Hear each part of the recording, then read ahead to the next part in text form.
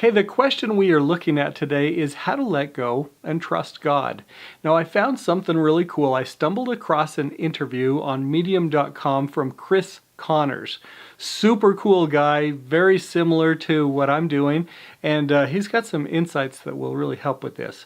Now, normally, all the interviews that we've been doing have been on camera, live, in person. I can't get to South Carolina this week, so we are going to hop on a Zoom call and tap in with them. Hope you join me. How is it we can do some amazing and sometimes unexplainable things, like heal our own bodies by the power of our thoughts? Mother's intuition, the law of attraction. Can we really tap into our subconscious mind? Can we really create our own realities? It begs the question, are we novice gods?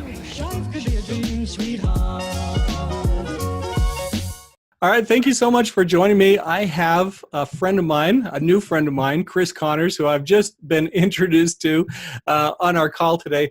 We're going to look at this question of how to let go and trust God. Now, I stumbled across Chris because he wrote an article, I think it was on medium.com, and I could sense his faith in the way that he wrote, and I could sense that he's kind of figured some of this stuff out. And since I'm still learning, and you may be learning too, I thought maybe he would have some insights to share with us. So with that little tiny introduction, I don't know a ton about you, Chris, so if you want to tell us just a little bit about you, and then let's jump into that question about how do you really let go and trust God? Sure. Well, thanks a lot for having me, Scott. So I'm a coach. I work one-on-one with individuals and companies, and I'm a leadership coach that helps individuals really kind of bridge the gap from where they are to where they want to be in their life. So that's a big part of my foundation. But also, as I know you mentioned, you found me through Medium as a writer. So I do a lot of writing online. I've become one of the top personal development writers on Medium. I'm also the author of a book called The Value of You, and I do some public speaking as well. As far as your question, just kind of letting go, trusting God, I think 2018 for me has been even more of a breakthrough year in that regard. I think in the past, I thought I was living with more faith, but I think what I was doing was telling people that I was living with faith and wasn't always acting it out. So I would start there. I think there's a big difference between knowing and actually living. And I think when you're living with faith, you're more at peace with who you really are. It clarifies your vision. It clarifies your purpose. I would also say that, when you really are living with faith, there's generally less worry in your life. There's less anxiety. There's less concern in a negative way about your future. You're truly letting God work in your life. And I think that, especially for those of us who do believe in a higher power, who believe in God, I just think that for me, and I stated this in my book, I started my book with faith as the number one value of my value structure, because everything else that I do emanates and comes out of the belief that I have in God, belief that I place in other people, that I meet with in relationships or opportunities that I have. But, frankly, in a non-religious context, I think equally as important, it's the faith and the belief that you have in yourself. I think sometimes when we think of faith, we only think of it as a trust and a reliance on God, which is obviously so important. But faith and believing in yourself and believing that you're going to do the things that you really want to do, your goals, your dreams, to have the people that love you and care for you the most surrounded, having those people surrounding you in your life, living that kind of life. I think it starts with faith. Yeah, I love that. And I love that you're talking about that faith isn't just like church faith. It's not just religious faith. And that's really what this whole documentary series has been about.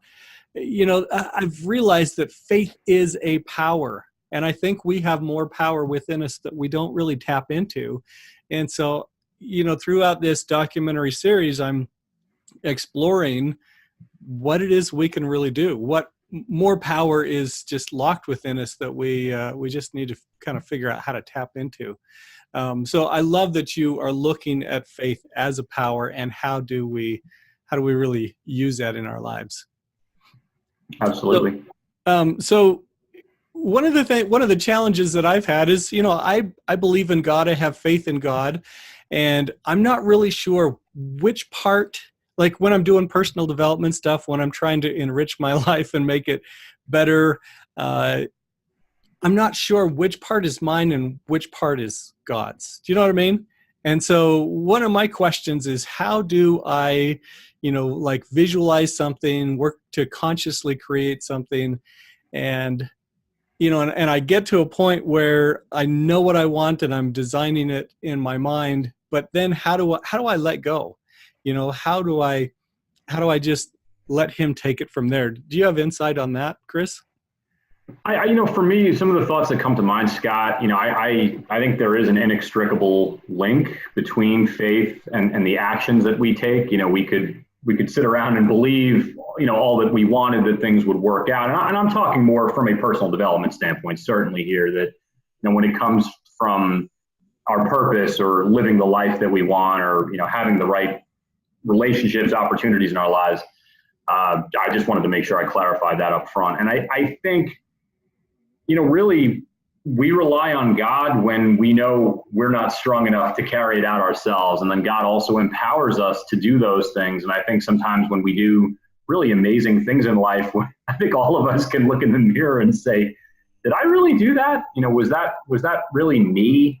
Or I think for those of us who do believe, we know that it wasn't. So I think, with faith, with living it out from a personal development standpoint, I think it's so important to have goals. I think it's so important to have a plan to define, success for things that the areas in your life that you want to grow in. And you could look at that in any number of ways, in terms of your just overall personal development, mental, emotional, spiritual, physical development. Having a game plan and having goals for that. Do the work yourself, do the work up front, but let God take over. Giving over faith just means knowing that you can't do it all yourself. And I think any of us who have really ever tried to live this completely utopian, grand lifestyle, we know darn well that we can't do it ourselves. Yeah. So do you have any processes for turning it over to him and realizing it is out of your hands, it's out of your control? Yeah, I usually begin each day in some kind of, solitude. And so that could be prayer, it could be meditation, it could be making, my requests known to God. But it's also, I think what I've learned through meditation and just kind of quieting and stilling my mind is, that's the time where I'd like to believe I'm trying to open myself up so that God does speak to me. And then I'm, using that period there to kind of further my thoughts. And a lot of the times, since I'm a writer, I'll write things down. I think it's, for me too, this is just the way I live my life, just very openly, is that I think when I think of faith, it's, again, followed by actions. It's letting more positive things flow into my life, asking God to allow more positive things to flow in, but it's also eliminating the negatives. I'll go off on just a small analogy for a second. Sports are such a big part of my life. I've coached basketball for several years. And the way I think of it when it comes to a sport like basketball is like, well, in order to succeed, you need to be proactive and you need to do certain things to add value, but you also want to limit the turnovers. You want to limit the negatives. And I think the greatest strides that I've seen in my faith life have come when I've eliminated vices, when I've had a lot of introspection and self-examination, and I've asked God to come in and eliminate all of these negative things that are holding me back. By doing that, I've had more clarity.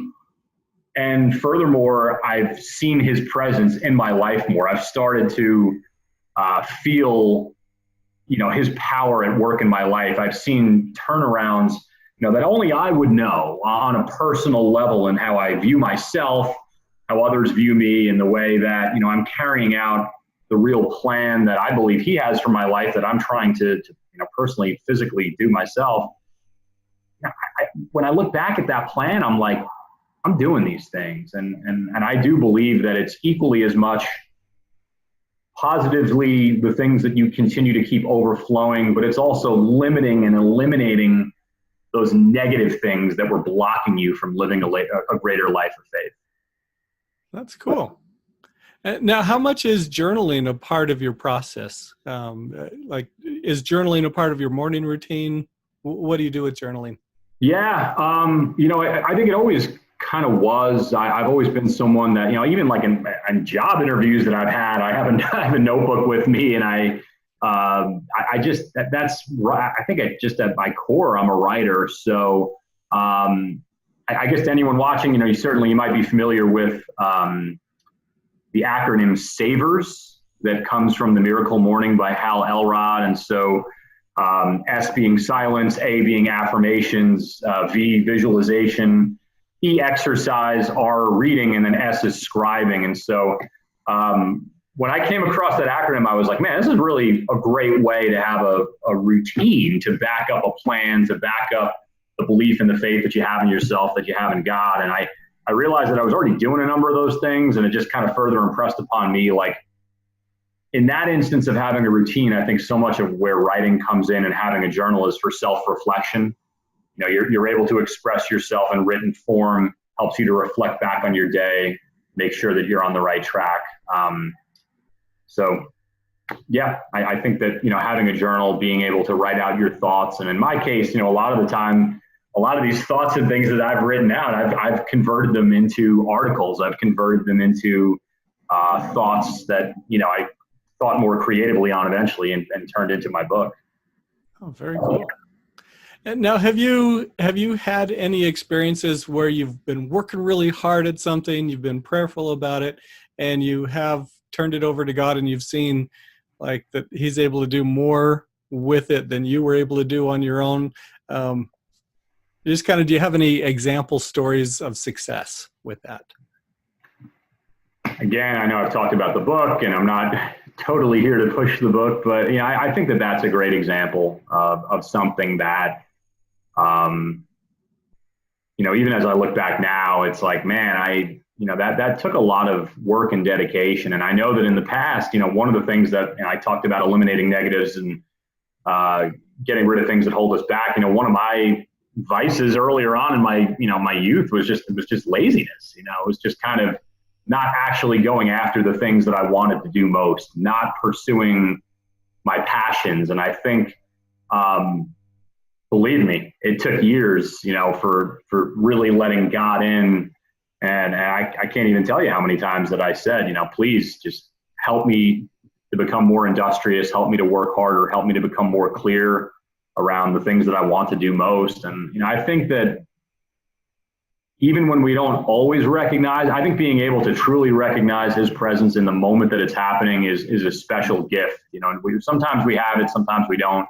And then sometimes 3 years down the road, it just kind of hits us like, man, there's no way I did that on my own. And that's, that's what I believe. Obviously everyone has their own interpretations of that and their own beliefs. But I do believe that, like, the really special things, the moments where we really have deep clarity and we're purpose driven about what we're doing, when that aligns with like our mission and what we're wanting to do in life to help make the world a better place and add value to other people's lives, I think that's God's hand in helping to guide us.